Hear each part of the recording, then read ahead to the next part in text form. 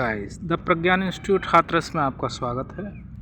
आज हम Python language का नेक्स्ट टॉपिक कवर करते हैं और इसमें ये है creation of data frame from नमपाई array. आज हम नमपाई एरे से क्रिएट करेंगे डेटा फ्रेम को। अब तक हमने डेटा फ्रेम को कई तरीके से क्रिएट कर लिया है, जैसे लिस्ट ऑफ डिक्शनरीज या डिक्शनरी ऑफ सीरीज़, और भी बहुत तरीके से लिस्ट ऑफ लिस्ट से भी हमने क्रिएट करना सीख लिया डेटा फ्रेम को।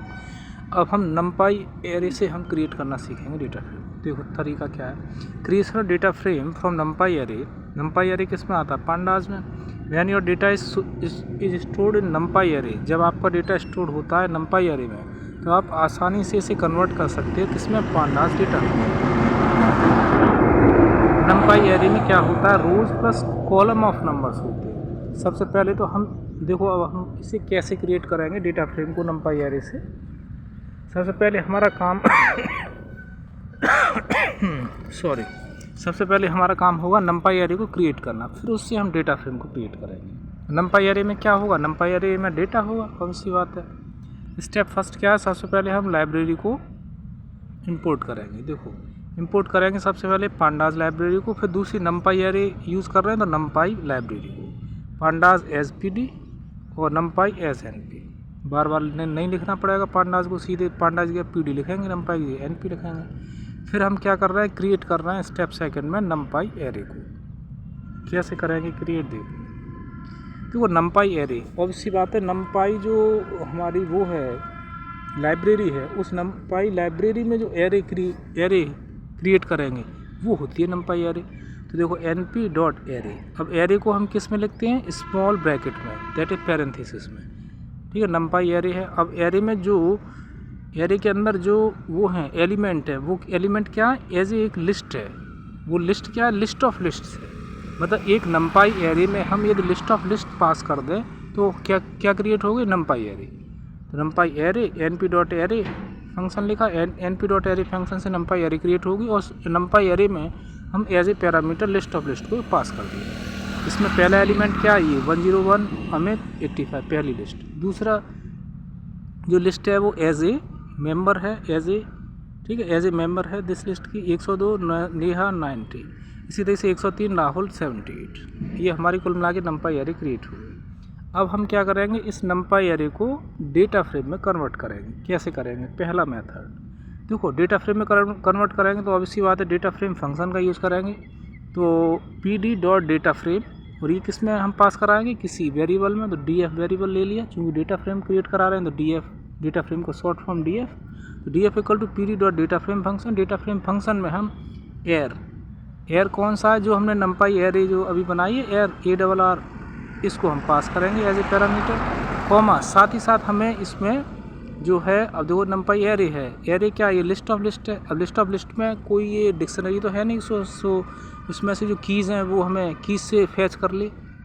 जैसे डिक्शनरी से हम डेटा फ्रेम को क्रिएट करते थे तो डिक्शनरी में जो कीज़ होती थी उन कीज़ से डेटा को लेके उन कीज़ को कन्वर्ट कर दिया जाता था कॉलम्स में। लेकिन यहाँ तो ऐसा कुछ चीज़ है नहीं, तो कॉलम्स हमें स्पेसिफाई करने पड़ेंगे इसमें।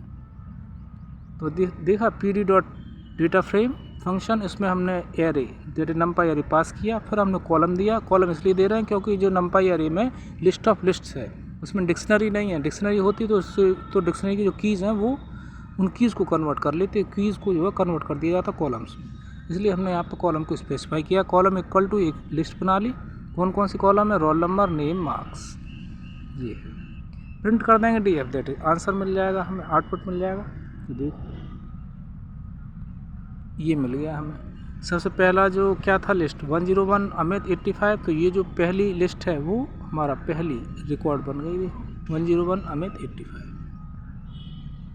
ये बन गई। देखो ये हमारा आउटपुट आ गया 101 अमित 85। ये ऊपर एक जो हमने कॉलम दिए थे वो लिख गए। बस इस तरह से हमारा डेटा फ्रेम क्रिएट हो गया।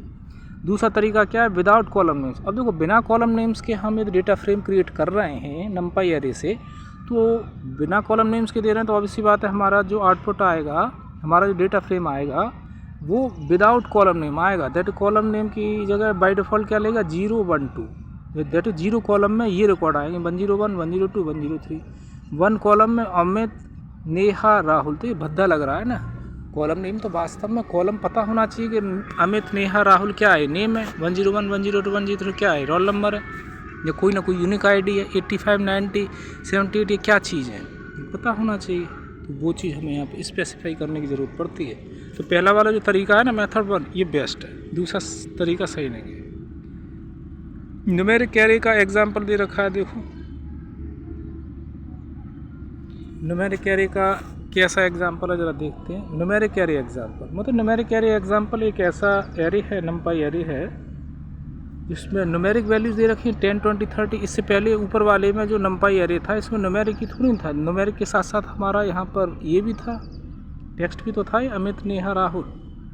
और न्यूमेरिक एरे में प्योर न्यूमेरिक डेटा ही मिलेगा, 10, 20, 30 न्यूमेरिक डेटा ही था।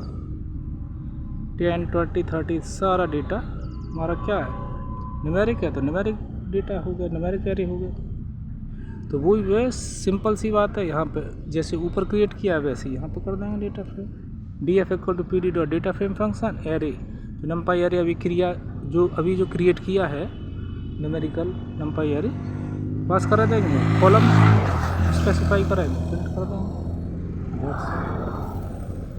सिंटैक्स जो अभी हमने यूज़ किया वो सब सिंटैक्स ही तो था, ये सिंटैक्स है। pd dot data frame function NumPy array pass करेंगे, कॉलम्स इक्वल टू जो लिस्ट है, जितने भी कॉलम्स होंगे एज ए लिस्ट में हम पास कर देंगे मेम्बर्स, दैट्स ऑल। ठीक है। इम्पोर्टेंट पॉइंट्स क्या है देखो, फटाफट समझते हैं। इम्पोर्टेंट पॉइंट क्या देख लेते हैं। इम्पोर्टेंट सबसे पहले इंपोर्ट करेंगे नंपाई को पहले, फिर rows and columns format required, all rows must have the same number of elements. Obviously बात है सेम नंबर ऑफ एलिमेंट्स होनी चाहिए सारे रोज में, लेकिन मान के चलो कोई किसी भी रोज में सेम नंबर एलिमेंट्स नहीं है, कोई मिसिंग है, तो ऑब्वियसली बात है आउटपुट में क्या आएगा, N not a number. Use columns for better readability, obviously बात है कॉलम्स को हमें स्पेसिफाई करना चाहिए, बताना चाहिए जब हम डेटा फ्रेम क्रिएट कर रहे हैं उसी दरमियान, नहीं तो रीडेबिलिटी सही नहीं रहेगी, वो अटपटी लगेगी। मतलब एक ऐसी टेबल जिसके कॉलम्स ही ना दे रखे हों, कॉलम्स को स्पेसिफाई नहीं किया जा रहा हो, तो उन कॉलम्स में जो रिकॉर्ड दे रखे हैं उन रिकॉर्ड की रीडेबिलिटी क्या होगी, टिपिकल होगी। तरह तरह के आप अंदाजे तो लगाएंगे कि 80, 95, 75 क्या है, उसकी हाइट है, मार्क्स है, डिस्टेंस है, क्या है, ये तो स्पेसिफाई करना ही चाहिए ना। बेस्ट फॉर न्यूमेरिकल या मैथमेटिकल डेटा, मतलब नंपाई एरे से हम डेटा फ्रेम क्रिएट करते हैं, तो ये बेस्ट है न्यूमेरिकल डेटा के लिए। अब यहाँ पे थोड़ा क्विक रिवीजन कर लेते हैं कि जितने भी हमने डेटा फ्रेम जितने तरीके से क्रिएट किए उसमें देखते हैं। देखो लिस्ट ऑफ लिस्ट से हम डेटा फ्रेम क्रिएट करते हैं तो बेस्ट है किसके लिए, सिंपल डेटा के लिए। जब हम नंपाई एरे से डेटा क्रिएट करते हैं तो मैथमेटिकल डेटा के लिए अच्छी बात है कि जब मैथमेटिकल डेटा हमारा नंपाई एरे में हो तो हम नंपाई एरे से क्रिएट करेंगे डेटा फ्रेम को। जब लेवल डेटा हो तो हम डिक्शनरी से क्रिएट करेंगे डेटा को, डेटा फ्रेम क्रिएट करेंगे डिक्शनरी से।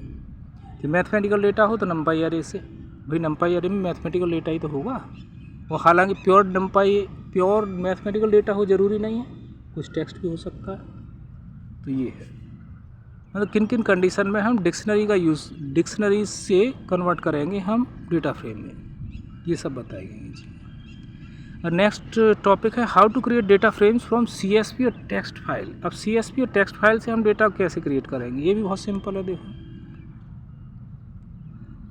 कोई भी डेटा दे रखा है और वो जो है CSV फाइल में है, तो हम उसे कैसे क्रिएट करेंगे, ये है CSV फाइल से डेटा फ्रेम क्रिएट कैसे करेंगे, बहुत सरल है। देखो फ्रॉम CSV फाइल का मतलब क्या है, एक ऐसी फाइल जो just like comma separated value file, मतलब ऐसी फाइल होती है इसमें जो वैल्यूज़ हैं वो कॉमा से सेपरेटेड होती है।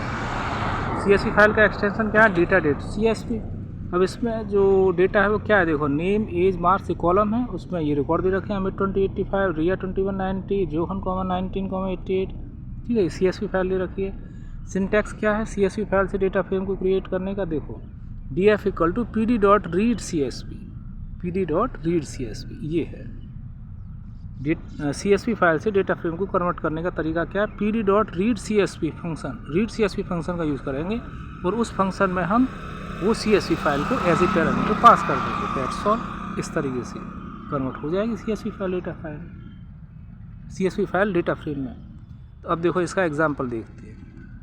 सबसे पहले हम इंपोर्ट करेंगे पांडास को एज PD, फिर हम जो डेटा है CSV फाइल की फॉर्म में जो डेटा है उसे हम pd.read CSV फंक्शन में एज ए पैरामीटर पास कर देंगे और उसे असाइन कर देंगे एक वेरिएबल में। क्योंकि डेटा फ्रेम क्रिएट कर रहे हैं तो डेटा फ्रेम का शॉर्ट फॉर्म DF में उसे असाइन करा देंगे। फिर क्या उसे प्रिंट कर देंगे। तो इसमें रिमेम्बरेबल जो चीज़ है वो सिर्फ एक है, वो ये है कि pd.read CSV function, read CSV function का प्रयोग करेंगे और उसके थ्रू हम बना देंगे। रीड CSV फंक्शन में हम पास कर देंगे CSV फाइल को, दैट्स ऑल। कुल मिला के हमें सिर्फ फंक्शन का नेम ध्यान रखना है, read underscore CSV function convert हो जाएगा।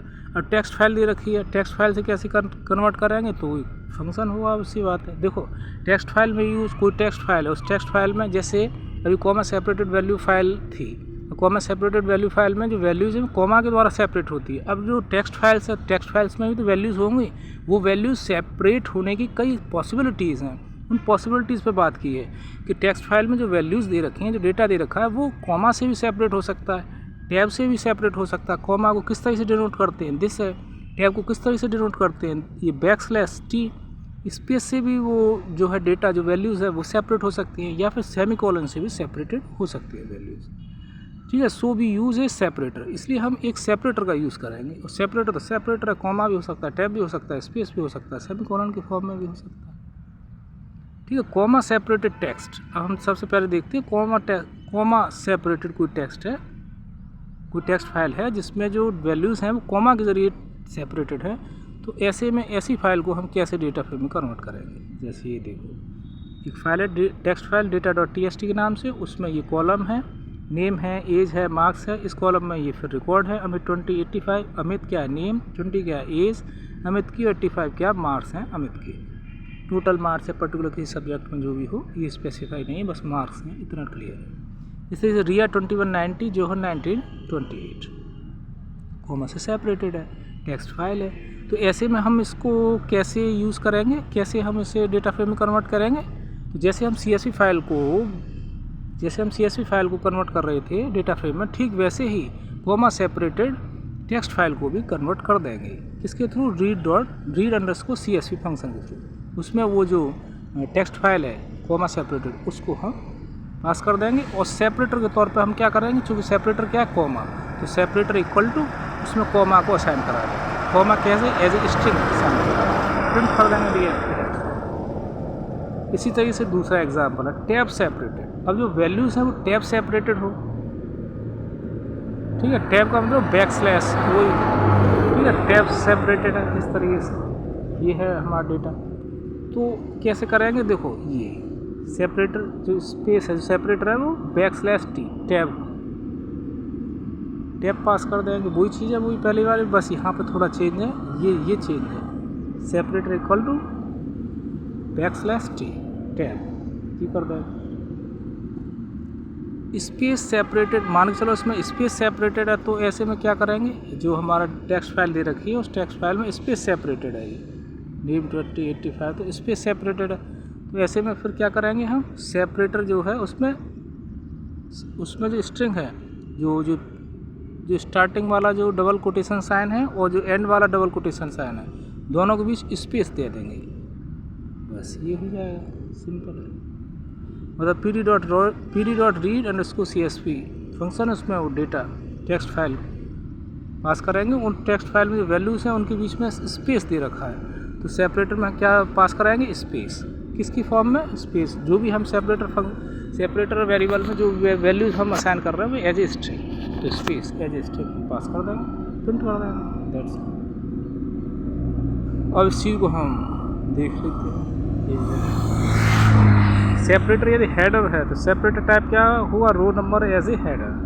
नेम्स तो column custom names, index column set index column, user column तो select special column, skip rows. इस तरह से कुछ पैरामीटर दे रखे हैं। कुल मिला के एग्जाम्पल समझो, बिल्कुल क्लियर हो जाती है बात। एग्जाम्पल में तो ऑप्शंस देखो, DF equal to pd.read underscore CSV function, इसमें हमने देखो ये है, अभी समझते कोई हमने मतलब जो है टेक्स्ट जो हमें CSV फाइल दे रखी है, CSV फाइल से डेटा फ्रेम कन्वर्ट करना, CSV फाइल को डेटा फ्रेम में, तो pd.read अंडरस्कोर CSV फंक्शन का यूज़ करेंगे। वो जो फाइल है CSV फाइल, उसे एज ए पैरामीटर पास कर दिया, यूज़ कॉलम करेंगे, names comma marks, index column name, print DF, ये कर देंगे। अल्टरनेटिव मेथड है इस तरीके से। क्विक समरी क्या है, फाइल टाइप फंक्शन। कुल मिला के CSV फाइल को हमें डेटा फ्रेम में कन्वर्ट करना है तो कौन सा फंक्शन यूज़ करना चाहिए। देखो CSV फाइल को डेटा फ्रेम में कन्वर्ट करना है तो read underscore CSV function.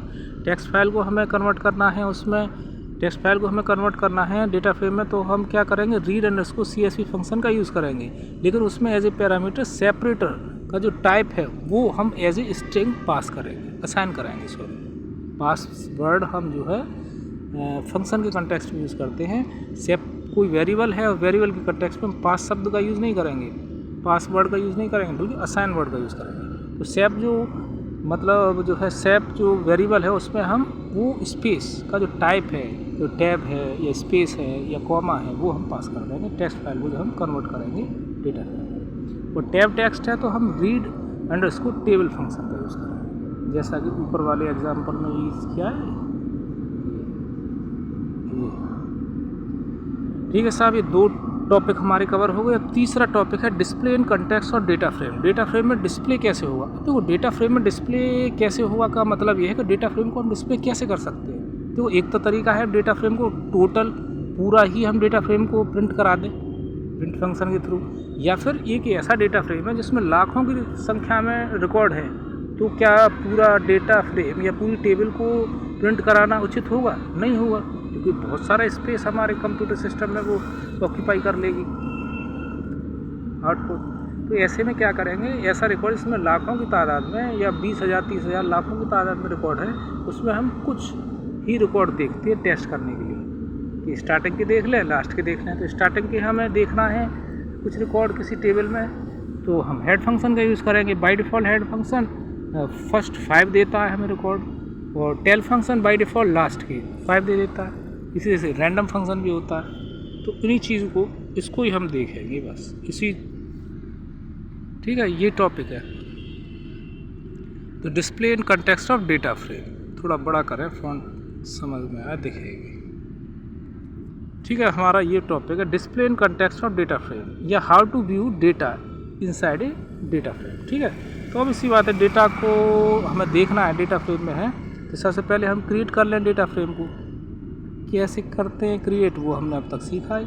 Import करेंगे सबसे पहले pandas.pd, फिर डेटा क्रिएट कर रहा है। डेटा हम कैसे क्रिएट कर रहे हैं, देखो कर्ली ब्रेसेस का यूज़ किया जा रहा है। कर्ली ब्रेसेस का यूज़ किया जा रहा है, दैट इज़ वो डिक्शनरी है। ठीक है, डिक्शनरी में क्या है, देखो ये है डिक्शनरी ऑफ सीरीज़ है, ये देखो नेम, उसमें ये दे रखे हैं सब, मतलब की दे रखी है, वैल्यू दे रखी है, फिर दूसरी की, फिर वैल्यू, मतलब डिक्शनरी ऑफ सीरीज़ दे रखी है। नेम है, नेम में जो भी है वो दे रखा है। एज में देखो जो भी वैल्यूज़ हैं वो दे रखी है। मार्क्स में जो वैल्यूज दे रखे हैं वो DF equal to PD dot data frame function है, वो जो डेटा है वो हमने पास करा दिया है इसमें, दैट्स ऑल। क्रिएट हो गई डेटा फ्रेम। अब हम डिस्प्ले कैसे करेंगे, या तो हम तरीका ये है कि पूरा कंप्लीट डेटा फ्रेम को हम डिस्प्ले कर दें। कंप्लीट डेटा फ्रेम को हम डिस्प्ले करना है तो प्रिंट फंक्शन भी यूज़ करेंगे, उस डेटा फ्रेम को पास कर देंगे एज ए पैरामीटर फंक्शन, या फिर हम सिंपली DF लिख दें तो भी डेटा फ्रेम जो है पूरा डिस्प्ले हो जाएगा, प्रिंट हो जाएगा। ठीक है, दूसरा तरीका क्या है कि मान के चलो अब डेटा फ्रेम में लाखों की तादाद में रिकॉर्ड है, तो पूरा थोड़ी हम प्रिंट करते डोलेंगे, वो तो बहुत सारा डेटा जो है, बहुत सारा स्पेस हमारे कंप्यूटर सिस्टम को ऑक्यूपाई हो जाएगा उस आउटपुट को डिस्प्ले करने।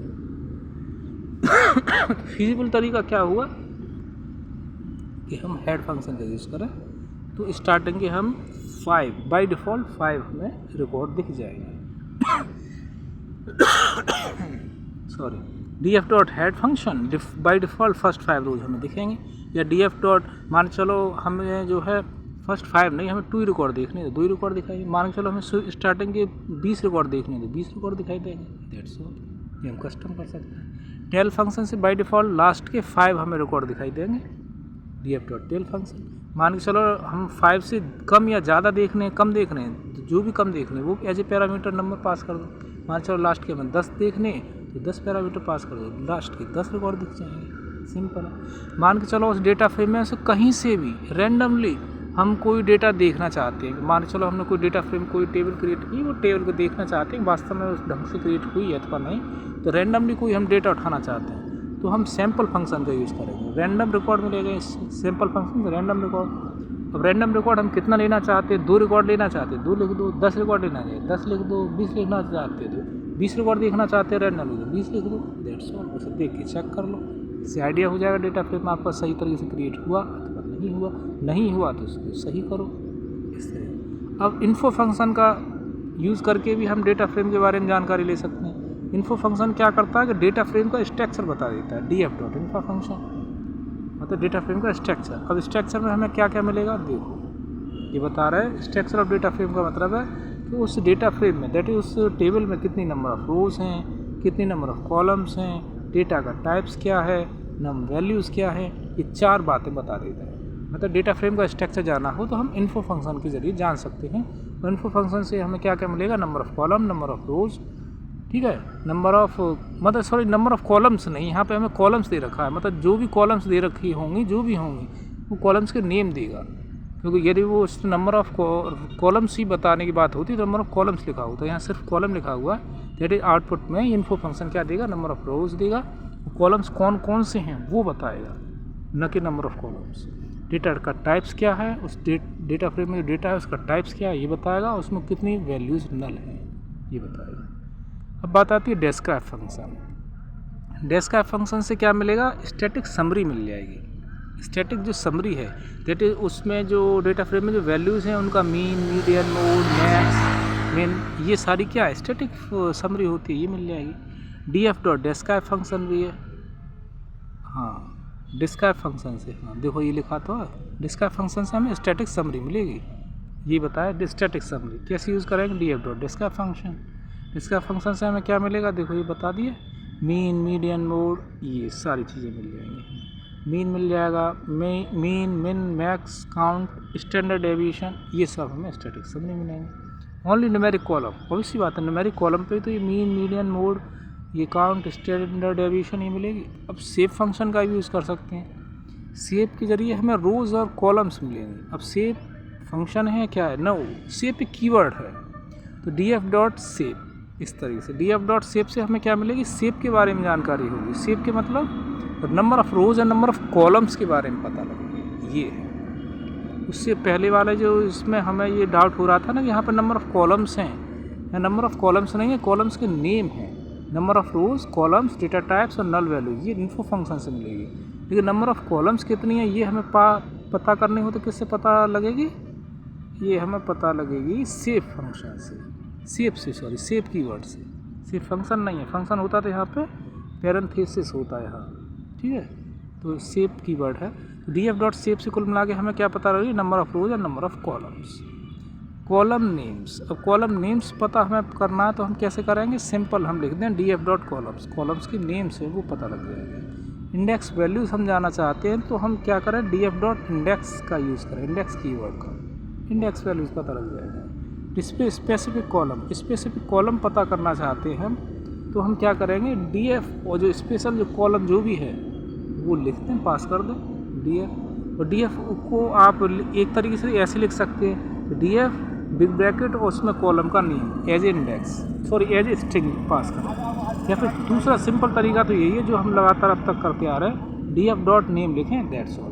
लेकिन एग्जाम्पल है, हो सकता है वो सामने वाला कुछ इस तरीके का कोड बना के दे दे, इसमें ये df बिग ब्रैकेट उसमें नेम एज ए स्ट्रिंग, मतलब वो कॉलम नेम पास करा दे, df बिग ब्रैकेट और कॉलम नेम पास करा दे, वो पूछे कि क्या ये कोड सही है अथवा गलत, तो पता होना चाहिए कि डिस्प्ले करना है स्पेसिफिक कॉलम को, तो उसके 2 तरीके, df कॉलम नेम लिख दें या फिर df बिग ब्रैकेट में उस कॉलम को लिख दें। बिग ब्रैकेट में या किसी भी उसमें लिखोगे तो ऐसी स्ट्रिंग ही लिखेंगे ना, किसी भी टेक्स्ट डिस्प्ले करना है मल्टीपल नेम्स को। अब देखो यहाँ पे सोचने वाली बात है, df.name यदि सिंगल कॉलम को हम डिस्प्ले करना चाहते हैं तो df.name लिख दिया। मान चलो मल्टीपल कॉलम्स होते तो ये वाला तरीका काम में नहीं आएगा, तो तरीका हमारे ऊपर वाला काम में आ रहा है। यदि मल्टीपल कॉलम्स को हमें डिस्प्ले करना है तो क्या करेंगे, df बिग ब्रैकेट और पर्टिकुलर कॉलम का नेम लिख देते। लेकिन बिग ब्रैकेट नहीं, यहाँ पे 2 कॉलम है तो यहाँ पे 2 बिग ब्रैकेट लगाएं, डबल बिग ब्रैकेट लगाएं, फिर 2 कॉलम लिख दें। मुझे लगता है इसी तरह से 3 कॉलम हमें डिस्प्ले कराने हो तो हम 3 बिग ब्रैकेट लगाएंगे और 3 कॉलम उसमें पास कर देंगे। डिस्प्ले करना है स्पेसिफिक रो को तो हम कैसे करेंगे, तो देखो डिस्प्ले करना है स्पेसिफिक रो को तो हम इस तरह से करेंगे, df.loc और वो पर्टिकुलर जो रो है स्पेसिफिक रो उसकी इंडेक्स वैल्यू पास कर देंगे। बाई लेवल है ये, बाई लेवल। बाई पोजीशन की बात है तो df.iloc है, वो पर्टिकुलर इंडेक्स पास कर देंगे। यस, डिस्प्ले करना है स्पेसिफिक रोज और कॉलम, स्पेसिफिक रोज कॉलम को डिस्प्ले करना है तो कैसे करेंगे, देखो df.loc 0:2 वो दोनों वो जो है वो दे देंगे कॉलम में। अब क्विक रिवीजन करते हैं इसका, quick revision table function use, मतलब जितने फंक्शन हम यूज़ कर किए हैं अब तक उनका क्विक रिवीजन कर लेते हैं डेटा फ्रेम में। df फंक्शन का यूज़ किया तो होल डेटा, मतलब प्रिंट करते हैं, प्रिंट फंक्शन उसमें df लिख देंगे तो होल डेटा, मतलब होल डेटा फ्रेम प्रिंट हो जाएगा। होल डेटा फ्रेम जो है वो एज ए आउटपुट हमें मिल जाएगा। हेड फंक्शन का यूज़ करेंगे तो उस डेटा फ्रेम की फर्स्ट रोज़ मिलेंगी, बाय डिफ़ॉल्ट 5, और जो भी आप लेना चाहते हैं वो एज ए नंबर पास करते हैं। टेल फंक्शन से by default last 5 rows, sample function से रैंडम रोज़ मिलेंगी, इन्फो फंक्शन से स्ट्रक्चर मिलेगा, स्ट्रक्चर में वही नंबर ऑफ़ रोज़ कॉलम्स मिलेंगे, और 2 चीज़ और कुछ अभी पढ़ी थी, अभी ध्यान नहीं है, बार बार प्रैक्टिकल करते हैं तो ध्यान में रहती है इन चीज़ें। इन्फो फंक्शन से structure of data frame, describe function से स्टैटिस्टिक्स मिल जाएगी डेटा फ्रेम की, मतलब उस डेटा फ्रेम के मीन क्या है, मीन मैक्स मिन ये सारी चीज़ें, स्टैंडर्ड डेविएशन ये सारी चीज़ें। सेव फंक्शन से number of rose, number of columns, column function से जो कॉलम नेम्स हैं वो पता लग जाएगा, सिंपल है। एग्जाम टिप्स यही है, देखो किस तरह से यूज़ करेंगे वो इसमें बता रखे हैं। देखो df.head function, df.tail function, df.info function, df.इस तरीके से। अब बात आती है, ये लास्ट है, हाँ नहीं लास्ट नहीं, 1-2 और क्वेश्चन हो सकते हैं। Iteration in context of data frame, data frame में इटरेशन कर रहे हैं। इटरेशन का मतलब क्या होता है, लूपिंग करना, रिपीटेशन होना। How to iterate data row by row of columns या by columns of data frame, मतलब हमें डेटा को how to iterate data by row by row of column by column of row, ठीक है। ये है कुल मिला के इटरेशन का मतलब लूप वगैरह बार बार रिपीट होना। तो इटरेशन मीन्स लूपिंग थ्रू रोज और कॉलम्स, मतलब डेटा फ्रेम में लूपिंग हो रही है थ्रू रोज या थ्रू कॉलम्स। तो हम ये कैसे होगा ये बता रहे हैं, ये क्या है। In pandas we use loops when we want to process data row by row और कॉलम बाई कॉलम, मतलब किसी भी डेटा फ्रेम का डेटा को हम बाई रो या बाई कॉलम हम इटरेट करना चाहते हैं तो कैसे करें। देखो सबसे पहले हम इंपोर्ट करेंगे पांडास को एसपीडी, फिर हमने डिक्शनरी ऑफ सीरीज़ क्रिएट की। दैट डिक्शनरी ऑफ सीरीज़ से हम डेटा फ्रेम को क्रिएट करना चाह रहे हैं। ये डिक्शनरी दे रखी है, उसमें एज ए मेंबर ये सीरीज़ दे रखी है, नेम अमित, रिया, जॉन, एज, मार्क्स, इस तरीके से। फिर हम क्या कर रहे हैं, डेटा फ्रेम को क्रिएट करना चाह रहे हैं। देखो डेटा फ्रेम क्रिएट कर ले, pd.data फ्रेम, और उसमें डिक्शनरी ऑफ सीरीज पास कर दिया, प्रिंट हो गई डेटा फ्रेम, प्रिंट कर लिया डेटा फ्रेम, क्रिएट हो गई डेटा फ्रेम। अब इस डेटा फ्रेम को हम इटरेट करना चाहते हैं बाई रो या बाई कॉलम, तो कैसे करेंगे ये देखिए। इटरेट ओवर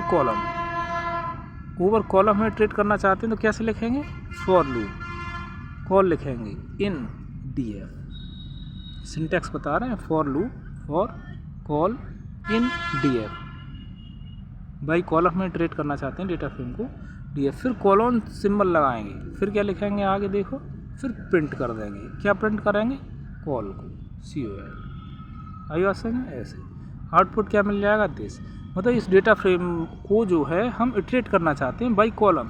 ये डेटा फ्रेम थी, अब इस डेटा फ्रेम में जो कॉलम्स हैं वो क्या हैं, यहाँ से देखो नेम, एज, मार्क्स। तो इस डेटा फ्रेम को हम इटरेट करना चाहते हैं, लूप लगाना चाहते हैं बाई कॉलम।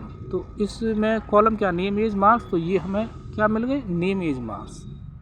मतलब बार बार डेटा फ्रेम में, मतलब कहने का ये बाई कॉलम हम इटरेट करना चाहते हैं किसी डेटा फ्रेम को, तो उस डेटा फ्रेम में जो कॉलम है जितनी भी हैं वो सब एज ए आउटपुट हमें मिल जाएंगे।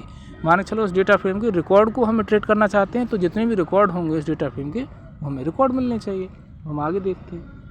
दूसरा इटरेट ओवर रोज, यूजिंग इटरेट करना चाहते हैं ओवर रोज, तो कौन सा फंक्शन यूज़ करेंगे, इटर रोज।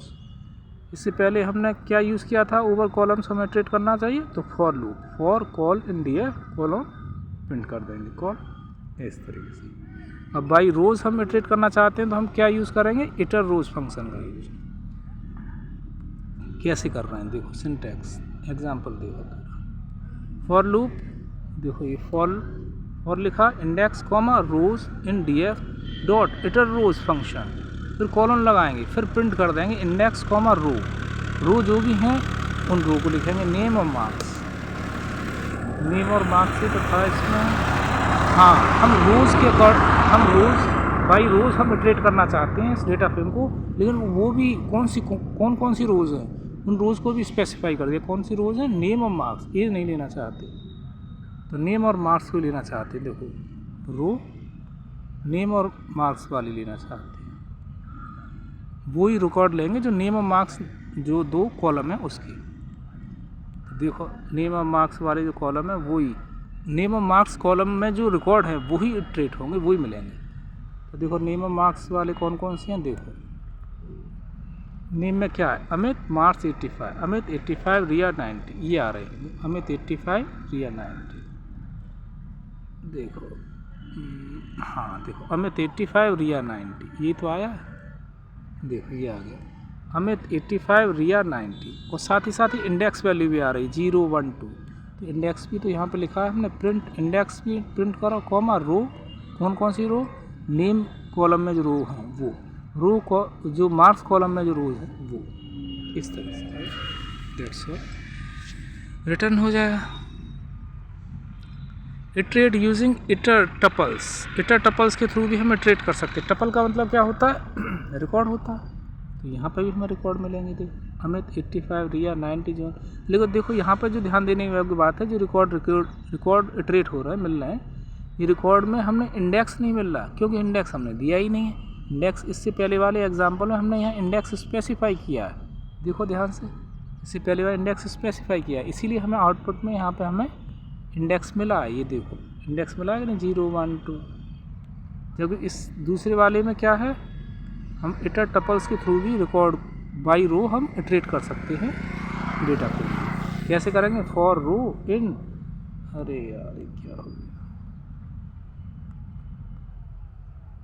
देखो for row in DF dot itertuples, itertuples क्या है, फंक्शन है, कॉलन लगाया फिर प्रिंट कर देंगे क्या, वो मतलब जो हम कौन सी रिकॉर्ड हैं जिनके थ्रू हम इस डेटा फ्रेम को इटरेट करना चाहते हैं, तो कौन से रिकॉर्ड हैं, एक तो नेम कॉलम में जो रिकॉर्ड हैं वो मिल जाएँ, और जो मार्क्स कॉलम में जो रिकॉर्ड हैं वो मिल जाएँ। तो रो डॉट नेम और कॉमा रो डॉट मार्क्स, तो नेम और मार्क्स जो कॉलम में रिकॉर्ड्स हैं उसके थ्रू ही इटरेशन हो, तो बस ये मिलेंगे नेम और मार्क्स ही मिलेंगे।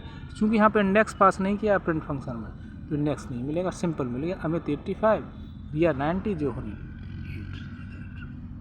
फास्टर देन इटर रोज से फास्टर काम कर रहा है कौन, इटर टपल। मतलब जब कभी भी हम बाई रोज इटरेट करना चाहते हैं किसी डेटा फ्रेम को, तो हम इटर टपल्स फंक्शन का यूज़ करें रेदर देन इसकी इटर रोज, क्योंकि इटर टपल्स ज़्यादा फास्ट काम करता है। इटरेट ओवर कॉलम वैल्यूज़, अब तक हमने कॉलम नेम्स के बेस पर हमने मतलब बाई कॉलम नेम से ट्रेट किया था पहले वाले एग्जांपल, सबसे पहला एग्जांपल। अब हम कॉलम वैल्यूज़ के बेस पर ट्रेट करना चाहते हैं, तो कैसे करेंगे, फॉर वैल्यू इन डीएफ, और डीएफ में बिग ब्रैकेट में पर्टिकुलर जो कॉलम नेम है वो पास कर देंगे।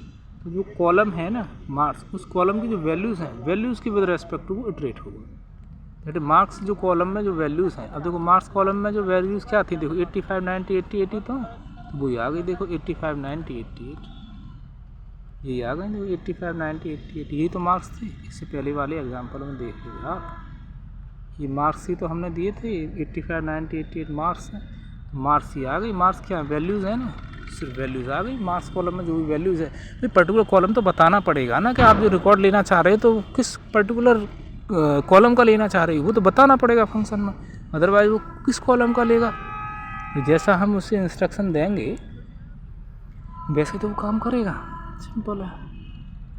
यूजिंग अप्लाई फंक्शन, अब देखो अप्लाई फंक्शन के थ्रू भी हम इटरेट कर सकते हैं। बेटर देन लूप, अब तक हमने जो फॉर लूप का ही तो यूज़ किया है इटरेट करने के लिए डेटा फ्रेम को, बाई रो या बाई बाई रोज़ या बाई कॉलम्स, इस तो हम अप्लाई फंक्शन का भी यूज़ कर सकते हैं। देख, instead of loops pandas prefer vectorized operations, मतलब जो पांडास जो लाइब्रेरी है वो प्रेफर करती है वेक्टराइज ऑपरेशंस को। लूप की जगह हमें क्या यूज़ करना चाहिए, अप्लाई फंक्शन का। अप्लाई फंक्शन भी वही काम करेगा जो कि लूप्स काम करेंगे इटरेट करने के लिए रिकॉर्ड को, डेटा फ्रेम के। एग्जाम्पल, ऐड 5 बोनस मार्क्स, मान के चलो 5 बोनस मार्क्स हम ऐड करना चाहते हैं, तो ऐड हम कैसे करेंगे, तो वो ही बता रहे हैं। देखो, एक डेटा फ्रेम है, उस डेटा फ्रेम में कॉलम है मार्क्स, तो df बिग ब्रैकेट में पर्टिकुलर जो कॉलम है वो पास कर दिया as string equal to df marks dot, फिर अप्लाई फंक्शन। अब हम क्या करना चाहते हैं, ऐड करना चाहते हैं 5 बोनस मार्क्स सभी के लिए, तो लैम्डा लिखेंगे LAMBDA और x लिखेंगे कॉलन x+5, सॉल्व, प्रिंट कर देंगे df को। ये है, फास्टर है, क्लीनर है। मतलब बार बार जो मतलब कहने का ये है कि जो रिकॉर्ड है बाई रोज़ ही तो हम इटरेट कर रहे हैं भाई। मार्क्स कॉलम के जितने भी रिकॉर्ड हैं, मार्क्स कॉलम में जितने भी रिकॉर्ड हैं, मतलब जितने भी स्टूडेंट हैं, उन सब के जो मार्क्स हैं, उन मार्क्स में 5 बोनस मार्क्स हमें ऐड करने हैं। तो 5 बार बार हमें जो है ऐड करने की ज़रूरत होगी। दैट इज डेटा फ्रेम को हमें बाई रोज़ हमें इटरेट करने की ज़रूरत होगी, तो हम अप्लाई फंक्शन के थ्रू कर सकते हैं। कहने का मतलब ये फास्टर है, क्लीन। यूजिंग इंडेक्स के थ्रू भी कर सकते हैं। देखो, इंडेक्स में वही लूप चला रहा है, for I in df index, print करें df dot loc i common name, मतलब नेम फंक्शन में जो इंडेक्स हैं उन इंडेक्स के थ्रू भी हम कर सकते हैं। Which method is best, iterate करना है डेटा में। इटरेट हम करते ही क्यों हैं, सब पहली बात तो यही चीज़ हमें जाननी चाहिए। इटरेट हम इसलिए करना है कि किसी भी कॉलम की जो वैल्यूज़ हैं उनको हमें चेंज करना है, उसमें प्लस करना है, कुछ माइनस करना है, ठीक है। तो हम कैसे करेंगे, इटरेशन के थ्रू तो करेंगे। तो इस तरीके से हम कर लेंगे, ठीक है। वो कौन से मेथड है ये देखो। For call and df use करेंगे कॉलम, फास्ट है। इटर रोज रो वाइज स्लो है। इटर टपल्स ये फास्टर है। अप्लाई फंक्शन वेरी फास्ट है। तो सबसे बेस्ट तरीका यही है कि जब भी हमें किसी डेटा फ्रेम के डेटा को इटरेट करने की ज़रूरत पड़ती है, तो किसी डेटा फ्रेम के किसी डेटा में कोई चेंज करने की ज़रूरत पड़ती है, हम अप्लाई फंक्शन का यूज़ करेंगे। That's all. अवॉइड करेंगे लूप्स को व्हेन पॉसिबल, यूज़ करेंगे वेक्टराइज ऑपरेशन या अप्लाई फंक्शन का यूज़ करेंगे, ठीक है गाइस। इस तरीके से हमारा ये टॉपिक हो जाता है। अब यहाँ पे कुछ ये परफॉर्म करने वाली ये भी हैं, how to perform operations on data of data frame like select, add, rename. चलो इसको हम कल करते हैं, ठीक है गाइस। यहाँ तक मैं उम्मीद करता हूँ आपको खूब अच्छे से समझ में आया होगा, क्योंकि मैंने अपनी तरफ से पूरा प्रयास किया है। लेकिन फिर भी आपको कोई चीज़ समझ में नहीं आती है तो फ्रैंकली आप कमेंट कर सकते हैं, पूछ सकते हैं। और मेरी सेशन को लाइक करें, शेयर करें ज़्यादा से ज़्यादा लोगों तक, और चैनल को सब्सक्राइब करें। Thank you. जय हिंद, जय भारत।